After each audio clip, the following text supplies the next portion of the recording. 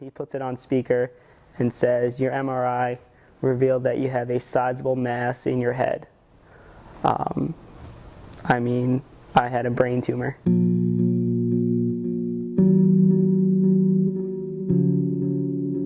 This summer, I came home from school and I had really bad allergies.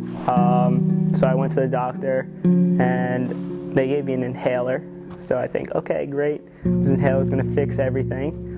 But a week later, I was back in the doctor's office because the allergies didn't go away and my sinuses were really bad.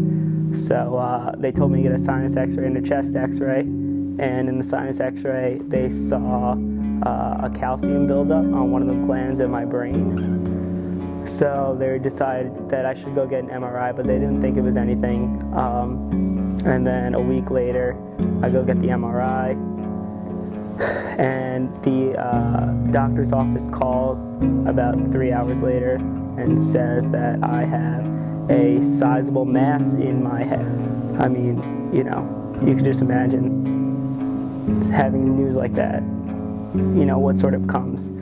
My parents and I just completely broke down crying because you have no idea whether or not every moment is your last one after that one. Finally, he blows it up on a huge computer screen he has on his wall and says that it's deep in there, but the good news is it's not touching anything serious, and that once you take a couple blood tests, we'll know whether or not it is cancerous. They came back negative, so that was good, but that doesn't rule out the possibility of it being cancer.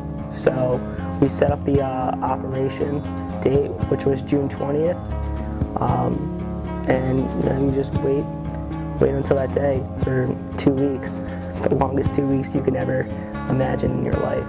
I go to bed every night, not even falling asleep because I'm thinking whether or not I'm going to wake up the next morning. I had to walk into the operating room, which was probably the most intimidating feeling you could ever have. I lay down on the table. The whole surgery was done on my side, so I had to get on my side. They put a needle in my arm, warm rush goes up, and I'm out like a light. 11 hours later, I wake up in a room filled with my parents and friends and family who came to support them. I found out at that moment that the tumor was benign, which is, huge. Hockey has really been there for me just as much as any of my family or friends. It's something I look forward to. It's something that I feed off of. I get so much enjoyment out of playing, and I love the game more than most people can love family members. It means that much to me. And being able to come back and strive to play again at that level that I was at before really helped me through that recovery process. And it wasn't just the sport itself, it was the people that are involved with it, with the sport. And that really just helped me get through this whole situation, being able to come back and play again.